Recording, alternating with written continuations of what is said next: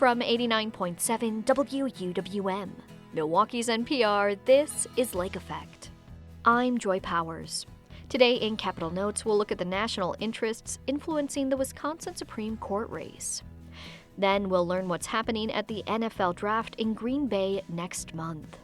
It's really turned into a fan festival, celebration of the game, and celebration of the cities that support the game. So it's been a long time coming, but we're really excited to have that celebration of the game of football here in Green. Plus, a local animator shares how he came to work at places like Pixar and Dreamworks. From the very beginning, I was put down in front of a TV and saw animation and always loved it. Just thought, what is this magic? How is this happening? All of that is coming up on Lake Effect. But first, here are today's headlines.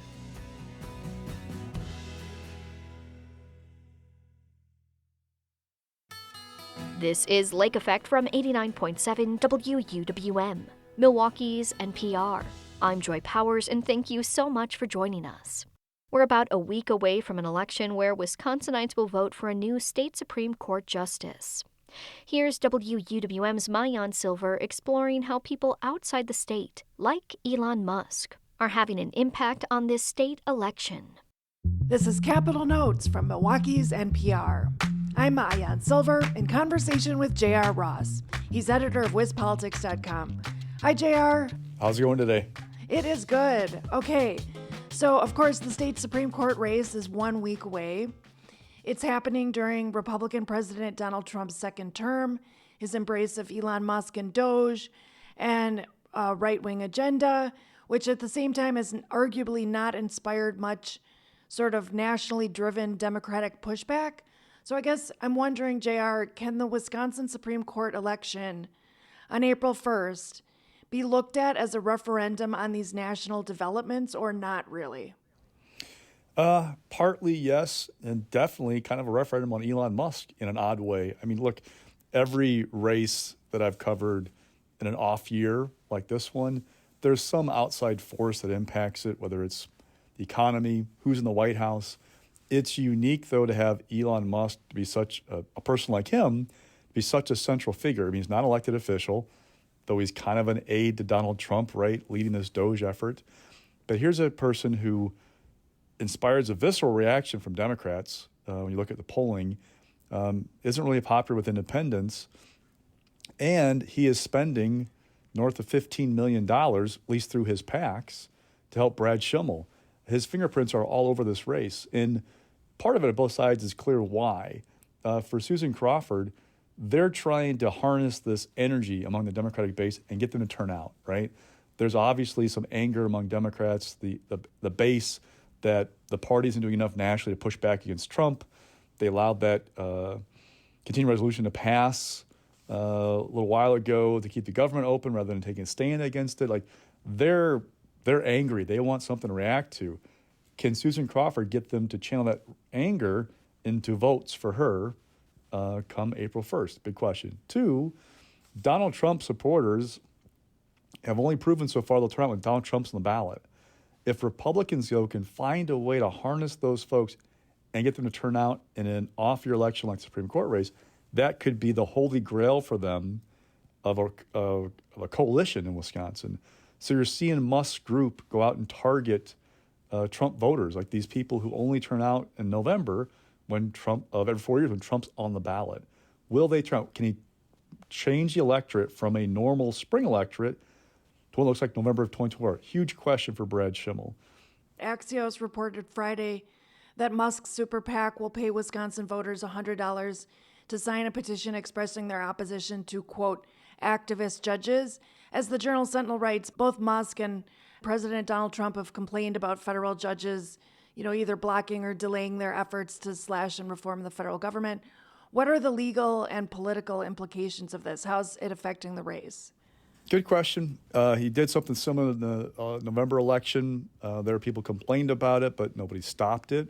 Look, if you look at the petition, the bigger thing from my takeaways that I've heard of from looking at this is that when you sign the petition, you turn over your name, email address, your home address, basically information that a group would need to target you to turn you out for election. The offer is good through 11:59 p.m. on April 1st, the day of the election. They're looking for conservatives to try and turn them out. Like, this is all part of the ground game of the turnout operation. Elon Musk is targeting those sympathetic voters, the conservative/Trump cause, and trying to get them out for Brad Schimmel. That's kind of what's going on here. Is it arguably an improper inducement? And if so, can anyone step in before the quote unquote damage or benefits, depending on which side you're looking at it, is done? My standard line is I'm not an attorney and I don't play one on TV, so I can't tell you for sure if it's legal. I know people have complained about it. They've challenged it in other courts, in other states, something similar in Pennsylvania. A judge declined to block it. It was a similar setup. Sign a petition, get $100. Also, they do like a random draw. They did a drawing, they quote unquote drawing for $1 million a day. Turned out that actually wasn't a random drawing. They were picking people they thought were suitable spokespeople for the PAC to award this money to, et cetera, et cetera. So my point is, it wasn't stopped by somebody else. Could it be stopped here? Possibly. You need a court to step in. We're in the winning days of the election. I'm not sure if there's enough time. Maybe somebody will, but we'll see. Mm-hmm. Well, there are many issues at play in this race. There's abortion, collective bargaining, redistricting, the powers of the governor and attorney general. Brad Schimmel is, of course, the GOP-backed candidate in the race. He actually didn't sign on to lawsuits suing drug companies over the opioid epidemic when he was attorney general. What role is this playing in the race? Kind of not a huge one. You've seen a little bit of some knocks against Schimmel over that. The whole thing was there were these multiple lawsuits against opioid manufacturers, the opioid industry in general, over that crisis. Schimmel declined to sign on to a lawsuit. He received a donation from people in the industry as an issue in his 2018 reelection bid that he lost to Josh Kaul. It hasn't really been a big issue, though, in this race in terms of the ads that we're seeing. The ads have been focused on public safety, abortion, issues like that. Now we're seeing the first ad from Schimmel about transgender issues. But really, it's been a crime-driven messaging in a lot of ways. And what's interesting about that is that Schimmel has focused on the sentences Crawford has handed out, especially with child sex offenders. That is a weakness for her, they believe, and they are gaining traction with voters on that. Crawford has pushed back and portrayed Schimmel as soft on crime as well, giving deals to, for example, a man whose attorney gave his campaign a donation, who'd been caught with child porn. She's kind of muddied the water a bit on the public safety issue. The people I talk to think Schimmel still has an advantage there, but not necessarily an overwhelming one. Abortion, another big issue. People feel like that's a problem for Schimmel. Now we're seeing, again, the first ad that I saw ended last week about transgender stuff from a candidate, from Schimmel. That was an issue in the fall election. Is that going to be a big driver for people come April 1st? We'll see. What I've been told by folks is that that issue really is a base driver, really excites the conservative base. This is going to be a base-on-base election. What I mean by that is getting the core Democrats, core Republicans, people who are self-identified, they turn out almost all the time, getting them motivated and turning out, that's your key. The casual voter who comes out every 4 years for presidential election, not really your target audience. You're trying to get those people who are part of your base. This is an issue that excites that conservative base. Now, polling's also shown it turns off some people in the middle. Is it a driver for them? I'm not sure. But it's interesting to see that now is seeping into the messaging we're seeing this race. Again, as we try and see, can the two sides turn out their bases for an April 1st election? And of course, millions have been spent in this race on both sides, from inside and outside of Wisconsin. It's the most expensive judicial race in our nation's history, breaking the record of our state's 2023 state Supreme Court election. But I have a question. Until the 2015 rewrite of our campaign finance law, billionaires could only have spent $10,000 to try to influence the outcome of this race. Can you explain how the change is affecting this race? So what happened was there were a series of court decisions years ago that made Swiss cheese of Wisconsin's campaign finance laws. One of those laws limited donors in general to $10,000 per year to everybody, candidates, political parties, the whole nine yards. There was never a cap on donations to political parties. However, because of that limit on donations in general, it acted as a de facto cap for what you'd give to political parties, right? What happened was in 2015, Republicans rewrote campaign finance laws because they basically were a shamble after the court decisions and had all kinds of issues. And they wrote them to allow unlimited transfer or limited contributions to the parties, but also add unlimited transfers to political candidates.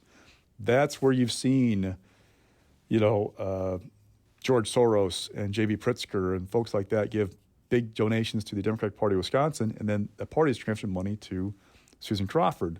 Likewise, on the Republican side, Diane Hendricks, Liz and Dick Uihlein, all business people, they've made big donations to the Republican Party, who's then transferred money to Schimmel. Why that's important is it has allowed Susan Crawford in particular to put up now some $23 million on TV, according to Ad Impact, which is a service that tracks advertising. That is unusual for a candidate, to say the least, in a 3-month race, essentially. That is not happening by raising $20,000 a pop, the maximum donation from a donor. That is because of these big donations that go to the party and to the candidate. That's a big advantage for her because the Republicans don't do that as frequently. They do it a little bit, and Schimmel's around $9-10 million on TV. They select their outside groups more for TV ads. The thing is, keep in mind, though, is all the spending going on, candidates get a better rate on TV ads, broadcast ads, than groups do. So when the money flows through Crawford, she can have more ads or a higher volume of ads for less money than the other side. So if I look at what's being spent, there's an advantage for Schimmel right now in terms of overall spending. But in terms of those gross ratings points, those frequency of those ads being shown, Crawford has an advantage in the final 2 weeks because of how it's being spent. That's an example of how the money is, how things have changed in the last 10 years on that rewrite of campaign finance laws. Now, the outside spending, other outside spending, that would have been impacted by that law. That would still, you'd still see your outside groups doing stuff. It's really the big change is how the money flows from donor to political party to candidate. That has changed dramatically compared to 10 years ago. Thanks so much for weighing in, JR, and thanks for all this information and for joining me on Capital Notes. Anytime.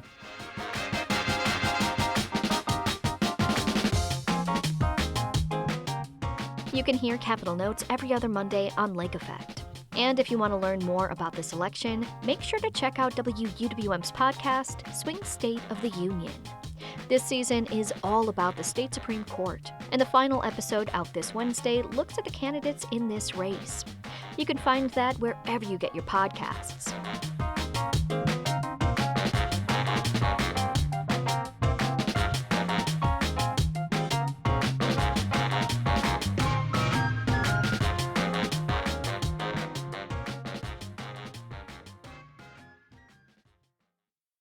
Neighborhood Improvement Districts, also known as NIDs or NIDs, are a way for communities to band together to support community projects. They're organizations that have official recognition from local governments, and they're not without controversy. These groups are allowed to levy money from property owners, an issue that came to light during a recent effort to create a NID in Milwaukee's River West neighborhood. Reporter Carmela DeQuisto wrote about the effort in this month's Milwaukee Magazine. She joins me now to talk about it. Carmela, thank you so much for being here on Lake Effect. Thank you for having me. What can you do with something like an NID or BID that might otherwise be difficult to do as, your average neighborhood group, your kind of unaffiliated neighborhood group? Well, certainly large-scale projects, big restorations of commercial or private property. And I also think things that are kind of harder on an individual basis or within a small group are things that happen consistently. So even something like shoveling or plowing efforts, something like garbage pickup, that is repeated week to week or day to day or month to month or whatever. Effort could fizzle, schedules can get busy, people can burn out. And with the funds there, we don't have to rely on these small groups and individuals to make the effort to improve the neighborhood. Now, your piece really looks at a specific effort, but I'm going to look at just overall. Mm-hmm. What is the process of creating an NID? What are the kinds of steps that people have to take? So it is a very long process, and there's probably over 20 steps that you have to take. But essentially, a group of people work with the Department of City Development. They have to get a number of signatures. There are a lot of education efforts. There's a lot of marketing efforts. There's things like mailings that have to go out at a certain date. And there's also a really specific cadence to it. There's a timeliness. And that was actually one of the issues with the River West NID, was they were on this really specific schedule. And kind of by the time that word got out to all the neighbors, there was a 24-hour window where they'd have to spend upwards of $30,000 to send out this mailing. So overall, there are a lot of steps. And it has to be done in this really specific order and in this really timely way. But it can be anyone. It could be any group of people. In kind of a specific pain point with this River West NID was that you don't need a vote. It doesn't need to be consensus. It could be just any group of people with enough signatures can work with the city and enact a NID. As you're alluding to, there have been some issues with the River West NID. Where did the idea for it really originate, and who is the group of people who have been trying to, push this forward? Sure. Well, this most recent attempt at a NID, the idea, I believe, was bouncing between neighborhood activist Ruth Wheel and the late Alderman Brostoff. He wanted to start a business improvement district on Locust Street, so from Locust from Humboldt to Holton. But there was an issue. I think too many of the buildings were mixed use, something like that. It just logistically wasn't working out. But there was enthusiasm about the idea in general. He really wanted something for the neighborhood. And he and Ruth went back and forth with some ideas. Ruth went to the director of Riverworks Corporation, where she works. And I believe he floated the idea of kind of an arts and culture based neighborhood improvement district, and that's where it kind of evolved. They got a temporary board of neighbors that were enthusiastic about the idea. They kind of started the process with the city, and those were the folks that brought it to the attention of the neighborhood last summer. What have been the obstacles that they've faced with creating this? Talking with Ruth, timing was a huge issue for this group. As I mentioned earlier, there's a really specific cadence of action you have to do to get one of these neighborhood improvement districts enacted. And by the time that Riverworks made the big social media announcement that blew up and got everybody really involved, there was just not enough time left to do the kind of educating the neighborhood wanted and make sure everybody felt pretty secure about this decision before moving forward. So I think timing was huge, or lack of time, rather, was huge. And she also mentioned kind of lack of education, so not enough opportunities to really share the benefits of what a neighborhood improvement district could do. So that was my understanding of the challenges on their end. And then I think a lot of people were really against moving forward with that. So I think if they were to move forward with it, which they could without overall approval from the neighborhood, they would be fighting a really long uphill battle with some of the residents. Well, it seems like at least part of the pushback is the amount of money that people would be paying. Can you get into that a bit? Yeah, that was certainly a big issue. So it's basically an additional property tax. Each neighborhood improvement district is kind of assessed differently, and the proposed assessment for River West was based on property type. So it was $50 a year for each residential unit with a cap of 10 units. So even if it's, a 20 or 30 unit apartment building, there was that cap, which was an issue. And then I believe commercial properties were $125 a year. So essentially, they'd be working with something, I have the number, $260,000 a year, not including the admin costs, to kind of bring this vision to life.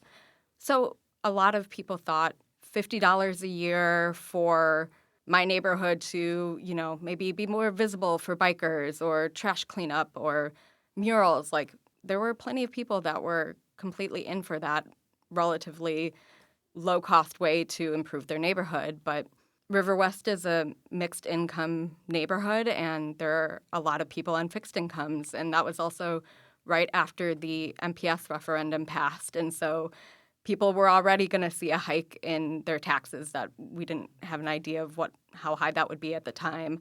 And so there was a lot of fear about this extra cost, and especially that this cost could go up year to year. There wasn't a cap. There was nothing kind of keeping it at $50, and it would change as the neighborhood changes. So there were plenty of people that voiced their concern about it, and yeah, rightfully so. Now, as we look to the future, it seems like there is still interest among some to have either an NID or a BID. What is that future path looking like, given the necessity to have, very specific steps taken, but also this pushback from some in the community? Yeah. It's notable, too, that 10 years ago, another group of neighbors tried to start a NID, and it was also squashed down. So I think there's a lot of resistance to this more kind of formal organization. But there was a once thriving neighborhood association that kind of fizzled 2019, 2020 time that I think, based on what I heard at the town hall, was a decent way of moving forward with some sort of compromise between nothing and then the NID.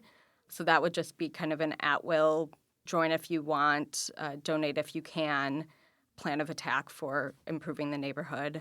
I know the Riverworks Development Corporation also just jump-started the River West Business Association. So that was another association that had kind of, I don't know if it completely dissolved, but it just kind of interest went way down in 2020. I mean, I think businesses had a lot on their plate, obviously. There is bigger fish to fry. But that association just started having meetings and growing interest again in December. So I see that as another great path forward for some development in the neighborhood. All right. Well, we will see what the future holds. Thank you so much for joining us right here on Lake Effect. Thank you.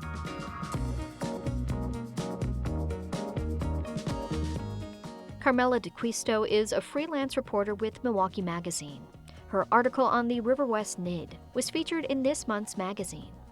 At WUWM.com, you can find our previous conversations with Milwaukee Magazine writers.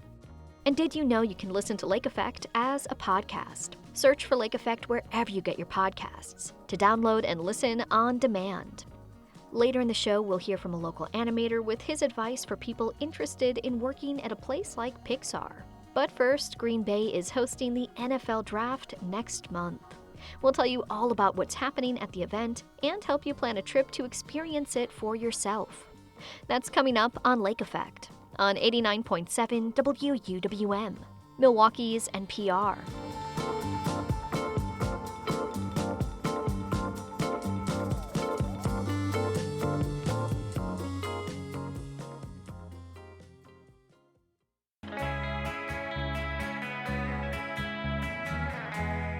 You're listening to Lake Effect on 89.7 WUWM. I'm Joy Powers. This year's NFL Draft is coming to Wisconsin. Green Bay will host the event from Thursday, April 24th through the 26th. Last year's draft in Detroit broke the NFL's attendance record, with more than 700,000 people flocking to the city. That could mean big business for Green Bay and surrounding communities. There will be tons of people traveling from out of state to attend, but you can also check out the draft for yourself. Nick Meisner is the Vice President of Digital Marketing and Communications with Discover Green Bay. Amanda Weibel is the Communications Officer with Travel Wisconsin. They join Lake Effect's Becky Mortensen to help you plan a trip to the draft. What it used to be is just a meeting of the owners to pick the new round of players, and there wasn't much fanfare around it at all. And now it's turned into an annual fan appreciation celebration of football. Of course, the core purpose of the draft is for all the teams to select their new players from their colleges and be introduced to their fan base. But it's really turned into a fan festival celebration of the game and celebration of the cities that support the game. So it's been a long time coming, but we're really excited to have that celebration of the game of football here in Green Bay. Can you tell me how Green Bay came to be the host of this year's draft? That's another great story, actually. So, the process of getting the NFL draft here predates me, and really all kind of is because of the team that was here at the time, which is our CEO, Brad Toll, our Vice President of Sales, Beth Ulatowski, the team over at the Packers, including Mark Murphy and Aaron Popke. They've been going after this bid for 8, 9 years. And in fact, it goes back to when they first moved it. And our president and CEO, Brad, called over to Aaron over at the Packers and said, "Hey, they're moving this thing around. Uh, Radio City Music Hall holds 6,000 people. The rest holds 8 or 9. Let's bring this thing here." And of course, it's not an 8 or 9 thousand person event anymore. But the bid process, we bid for a few of the events, and really the thing that tipped the scales in our favor was the development and the support of the Resch Expo Center, which is our brand new exposition space that is state of the art pillarless space. Without that being built, the draft would have never came to Green Bay. We wouldn't have had the facility to do it there in front of Lambeau Field. The Resch Expo was really the final pin in the lock that unlocked the ability for Green Bay to host the draft. So it's been a long process, a lot of development, a lot of things going up here in Green Bay that led to it. But overall, it was just a bid process through the NFL. And after a few tries, we got it here. The draft is about a month away, so let's help people who want to attend plan their trip. What are people in town for the draft going to be able to do here? Oh, there's so much going on, and really we're focusing on the stuff around the shoulder time of the events all over, not just Green Bay, but in the downtown area, in Ashwaubenon, where the draft is being held, in De Pere and Howard and Oneida. All of these places are planning some sort of events to bring excitement to the fans before the draft opens. Obviously, once the draft opens at noon on Thursday and noon on Friday, we want to see everyone at Lambeau Field at the draft footprint. But in between there, we're talking everything from fan festivals to food truck rallies to concerts and live events, just all sorts of stuff going on. And it can all be found on greenbay.com/draft25. And there's this NFL draft experience. What can you tell me about that? The NFL draft experience is really the fan festival of football that I was talking about. It's going to have everything from a Packers Everywhere dive bar exhibit to punt, pass, and kick competitions to sponsor engagements, autograph stages, Vince Lombardi Trophy installations. You can see every single one of the Super Bowl trophies, NFL lockers, so exhibits of what an NFL locker looks like from all 32 teams. Just so much going on in the experience that we're excited to share. Talked about autographs. Will people have a chance to see or interact with the players in any way? Yeah, there are autograph tents for sure, and they do rotate that out. Sometimes it's prospects, current players, legends, but there's usually multiple autograph stages. But then also, all of the sponsors bring in some sort of player appearances from time to time as well. So there's lots of player engagement opportunities. All right, now let's talk some logistics. I imagine there are going to be a lot of people in town and the surrounding area. So, talk about getting to the action. What are some options going to be for people? Well, the beauty of a big event in Green Bay is you have to drive through the entire beautiful state of Wisconsin to get here. So you're going to get to see the whole thing, right? From the Lakeshore of Sheboygan down to the urban hub of Milwaukee, through the Fox Cities, Manitowoc, Fond du Lac. There's so much of Wisconsin to see, and we're excited to show the entire state off. But that being said, a lot of those destinations from Milwaukee to Wausau, all the way up to Marinette, are planning fan shuttles. So check with those convention and visitors bureaus and the hotels around those areas to see if they are planning shuttles. Otherwise, there's plenty places to stay in Green Bay as well. We're working with the Tavern League on a shuttle service that'll run 40 Sprinter vans around the area. The Green Bay Metro will be running it. And then, of course, just like any Packers game day, there'll be tons of parking in residents and yards and businesses around the footprint. All right, Amanda, there's going to be lots of people from out of town visiting Green Bay. If they wanted to check out the food scene there, where would you recommend they go? Green Bay's dining scene is fantastic. You are going to discover really an eclectic mix of flavors and tastes when you visit. One restaurant to check out is Cedar and Sage Grill House, which is located in the Oneida Casino. Many of the dishes celebrate Native American cuisine and are made from locally sourced ingredients, including ingredients from the Oneida Nation. I recommend checking out the bison pot roast, and that's served with the Oneida white cornbread and the Three Sisters, which is a vegetable dish that combines corn, beans, and squash. If you're interested in some Irish flavors, make sure to make a stop at St. Brendan's Inn. This hotel operates as an Irish pub, so it's a ton of fun. It's a great atmosphere, and you can savor traditional and contemporary Irish dishes. And another classic spot to stop at in Green Bay is Al's Hamburgers. They have been in business for 91 years. So it's that classic burger joint where you can get your burgers, fries, shakes, and more. So the draft, right, is the big draw here, but there's lots of other stuff to do in Green Bay. So, Amanda, what are some other things you would recommend people check out while they're in the area? You are so right, Becky. There is so much to see and do in Green Bay, and there are a ton of events planned in the area surrounding the draft activities. Nick mentioned some of them earlier, but there's live music like the Draft City Music Festival and many, many others.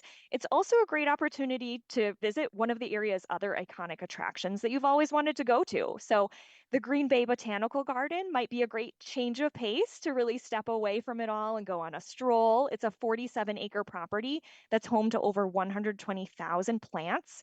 The new zoo and adventure park is a great option for families. You can learn about animals from North America and all over the world. And another great place to visit in Green Bay is the National Railroad Museum. There you can discover more than 70 one-of-a-kind train cars. They also have a rotating lineup of special exhibits and a growing collection of historic artifacts. So there's so much to do. You are not going to be able to squeeze it all in during your draft trip, but it's a perfect reason to plan a return trip to Green Bay. And Amanda, I understand that Travel Wisconsin is doing a sweepstakes for the draft. What can you tell me about that? Well, we know that the draft is going to be full of epic moments. So Travel Wisconsin is offering a trip with the epic experiences to match. The Travel Wisconsin Dream Draft Sweepstakes is in partnership with ESPN Radio's Unsportsmanlike program, and it runs through March 31st. 10 lucky winners and a guest are going to get to go on this exclusive trip. It starts with overnight accommodations in Milwaukee and then a VIP bus trip that's going to take you to Green Bay for the first day of the draft. It also includes a curated stop in Kohler along the way. But once you arrive in Green Bay, the sweepstakes winners are going to receive some VIP hospitality at the Tundra Trio, which are the homes right next to Lambeau Field, and get an exclusive meet and greet with the hosts of ESPN's Radio Unsportsmanlike program. And again, get to experience all of the draft activities that are available. The sweepstakes is open to people 21 and older from eligible states, and you can enter by visiting travelwisconsin.com/draft. So the draft has been held in cities like Chicago, New York, and Los Angeles, but it is coming to the small but mighty Green Bay, Wisconsin this year. So for both of you, what does it say about the city that it'll be hosting such a big event? Yeah, I think it's a little bit of a misconception regarding the size of the city. We are the smallest professional sports market, but we are a professional sports market, and our hundreds of thousands of residents and in and around the metro area bring a level of culture and cuisine, like Amanda was talking about, and entertainment options that I think get lost a lot because it's like, yeah, it's the smallest professional sports market, but I think that can draw connotations of us actually being smaller than we are. In fact, we hear it all the time here, like we had people had no idea that Green Bay was as eclectic, diverse. So I think comparing when you put us next to a Chicago or Philadelphia, yeah, it'll be a different experience, but the history, the city, everyone here is extremely welcoming, and I think it's going to be a great experience.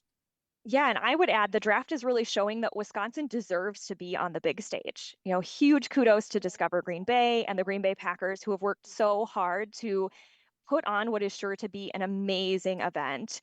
And we get to leverage. It's this all eyes on us moment that is going to leave a lasting impression of Wisconsin. It's an opportunity to share why Wisconsin is such a special place. Football might have been the thing that made Green Bay quite famous, but folks are going to be wowed by other experiences in Wisconsin. They're going to discover something unexpected, whether it's Wisconsin's welcoming hospitality, our spirited nature, our natural beauty, our fresh spin on food and drink. It's such a great opportunity for people to make memories and give folks a reason to come back and explore more. All right. Well, Amanda and Nick, thank you so much for joining me for Wandering Wisconsin. Thanks so much. Thanks for having us. It was super fun.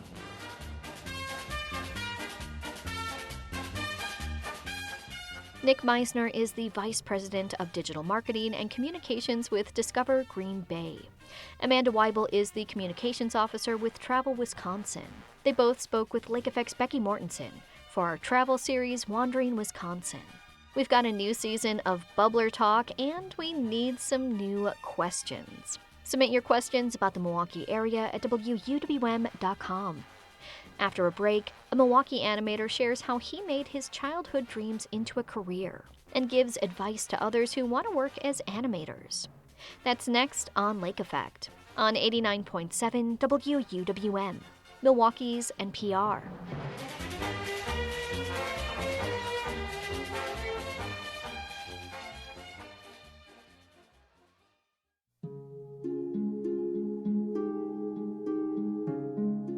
This is Lake Effect on 89.7 WUWM. I'm Joy Powers. How would you like to be an animator for Pixar, DreamWorks, or Disney?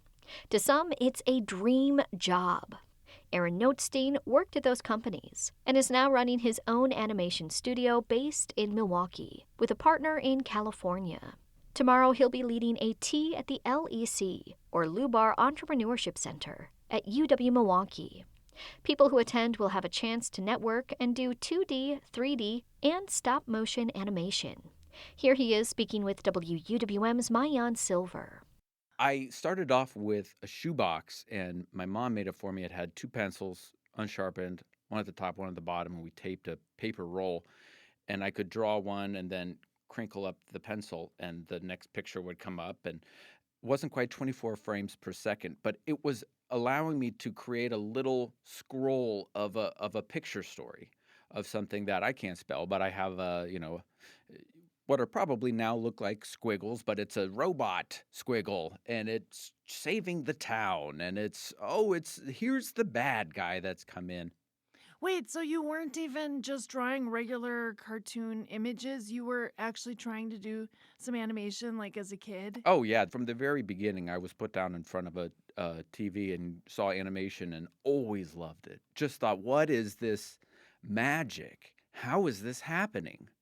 And someone was like, well, they didn't, it's not real, it's not filmed. And it's like, what? What does that mean then? How did they get it? What do you mean it wasn't filmed? Who came up with, oh, someone drew it. Someone drew it? Who is this person? And then you see them and they're a cartoon of life. And you're like, what the? This is a Hogwarts for real. This is a magical person who can do stuff and gets paid for it? Why wouldn't everyone try to have that feeling of what a gift, what a joy that this is a real place for someone to operate from? But you're also, a very cartoonist person who goes, yeah, that's what I'll do. It's not very like straight and narrow. It's very, you're going to go on a very winding path. Right. So what was your path? Oh, started off school at North Carolina School of the Arts, and it was the first year of the animation program. So we had no alumni. We literally transformed a broom closet into our studio. And there were brooms and mops in the corners until I graduated. And so they told us to kind of keep our hopes down. And you're going to be the first wave through. And I told them I wanted to work at Pixar and DreamWorks and Sony. And they were like, keep your expectations down. You're the first one out. You don't know anybody. And I had 3 teachers who really just believed in me and said, bump all that. You swing. When you get up to bat, you take a swing. You apply. And I applied 16 times to get into Pixar. And I have 16 rejection letters that I have printed out and I keep in Nice. And they're all copy paste. They're not even personalized. They're That's amazing. entry number 1,000, 1,100, and blah blah blah. No, I'm not a special denial. The 17th time, my last time as a senior, because I had started working at all these other places to impress Pixar, I finally got in, and that's when people don't ask about the 16 times. They go, "You got in?" Amazing. It's all about the resilience then, hey? Yeah. And trying to increase your portfolio which is one of the things that you're talking about at this event that's coming up on Tuesday. Tea at the LEC, March 25th. Tiara Hammond is setting up a great event. I mean, the whole LEC team, a bunch of people that you want to meet to help set up your companies, your businesses. If I could go back and talk to myself at 5 and give myself some advice, and someone says they want to be an artist when they're 5, and this event is for 5-year-olds, if it's for adults who want to take it, it's for students primarily. But if you have a young one and you're like, they really like this, like, could it be something? Yes, it could. Here's how. Here's this program that's being born at the LEC that's merging the Peck School and the business school for artists who want to think about, well, maybe I don't want to move to California. I'd like to stay local. How can I do that? How can I take ownership of my own artwork? How can I not go and work at a company and retain no royalties? A lot of times with animators, because the union broke in the 40s, thank you, Walter Elias Disney, the residual income is not even possible. A lot of the unions who went on strike in LA, writers recently, it's over increasing their residuals. Animators have none to begin with. And the idea of asking for some is a non-starter for deals. So how do you as an artist navigate this world that is gig to gig and that, comes with a lot of mysticism? How do you navigate it? Do you set up a company? Do you work for yourself?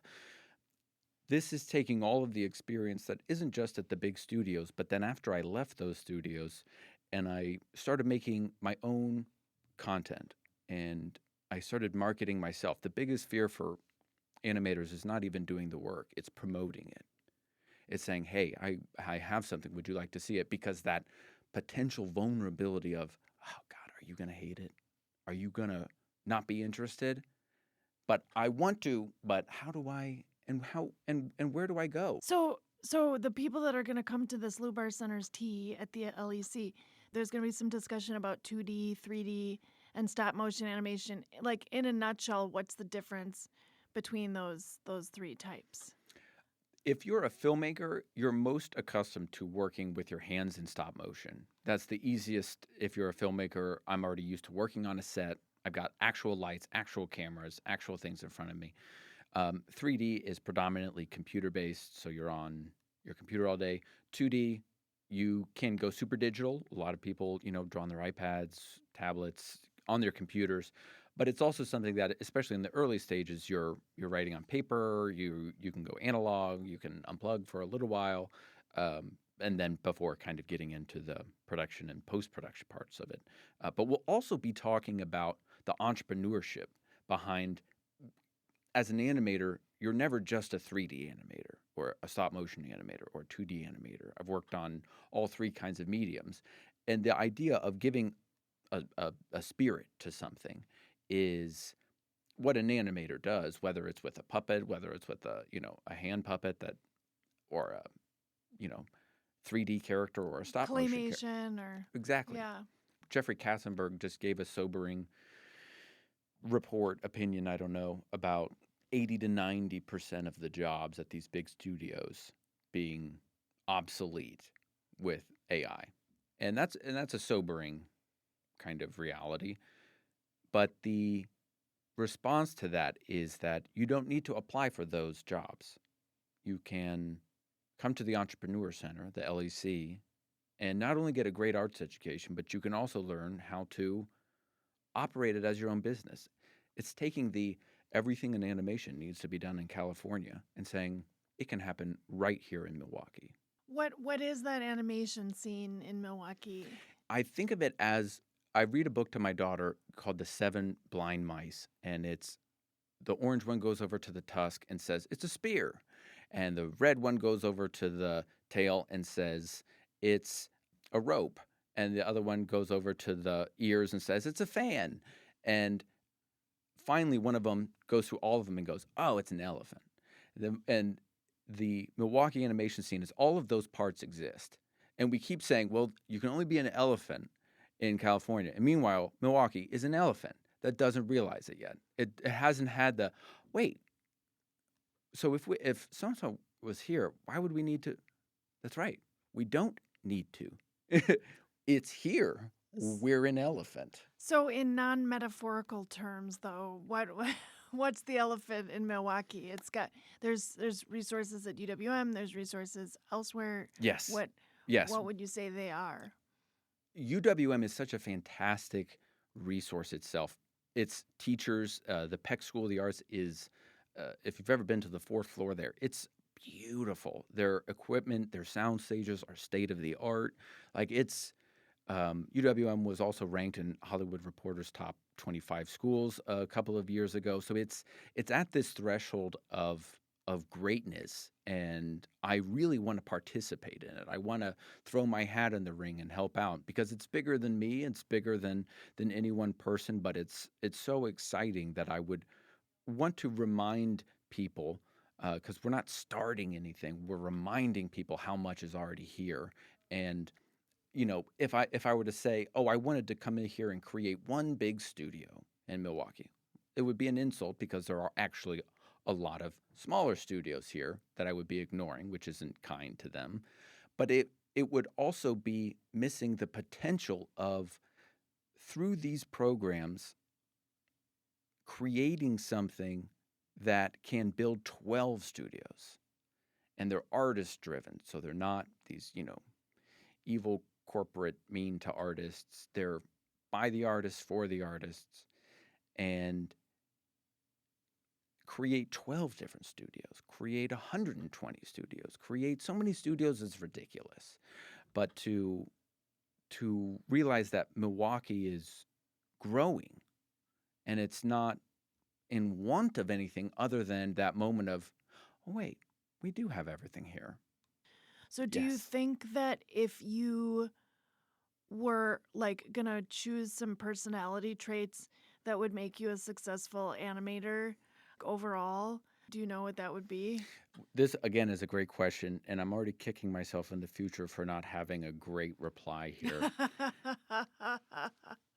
uh, if you have a disproportionate amount of pain tolerance, inner pain tolerance, um, if you can deal with frustration and keep going, animation's a glove. It fits like a glove. If you can endure it, uh, Totally. Your story, you were talking about how you had applied 16 times to Pixar, and Yeah. finally on the 17th time you got accepted after doing a whole lot of work to get there. yeah, But there was like NPR, I'm pretty sure it was NPR, did a story about a cartoonist that was trying to get a cartoon into the New Yorker. Do you know that story? no, I don't. He literally, I don't remember what the exact number was, but it was like 200 some odd times that he had submitted cartoons to the New Yorker, and finally he got an acceptance after like, Wow. 218 times or something like that. And now he's a cartoonist. Yeah, now He's he's a published New Yorker cartoonist. Yeah, Yep. yeah. So it's that resilience, it's that impenetrable optimism potentially, I guess is what you could say, right? Yeah, it's very penetrable, but it's very it grows back. I'll say that sometimes when I get into like a technical point and I'm using Blender or something and I just reach a point where I go, I don't know how to do this. I will allow myself to quit for the night. I'm quitting. I get to be very dramatic, and then in the morning I go, all right, I'll start up again. I'll try it again this way, but I allow myself that big. That's it. I quit. Yeah, there you go. You need those breaks. You Yeah. got to be good for yourself. I think that's a lesson for no matter what your career is. Like, you need rest. You can't Yeah. just like plow forward all the time. Do you have like a favorite Pixar or like a favorite cartoon? I just want to give a shout out to one of my favorite ones, Jerry's Game from 1997. Oh, yes. It features an elderly man named Jerry playing a game of chess against himself in a park, and it won an Oscar. Yeah. Yeah, that was a good one. I loved Wall-E. That opening first 30 minutes with almost no dialogue, I think rewired in a really cool way all of the potential of what you can do with animation as a story and as a medium for telling a story. So shout out Andrew Stanton on that one. Nice. I got to see that. I've never seen it. Wall-E? Can you believe it? Oh wow! Yeah. Well, it's a gem. I never want, when people say I haven't seen this or I haven't read this. It's not a point of like you're a bad person. It's a what a treat you have in store for you. What a piece of dark chocolate you've saved for yourself for later on to say, Yes. I'm waiting for the right moment to crack open my Wall-E for the first time. Totally. Yes. Or your Jerry's table Yes. for that matter. Jerry's game. Jerry's game. For that matter. Yes. Love it. Awesome. Well, Aaron Notstein, thank you so much for chatting with us on Lake Effect. Thank you so much for having me.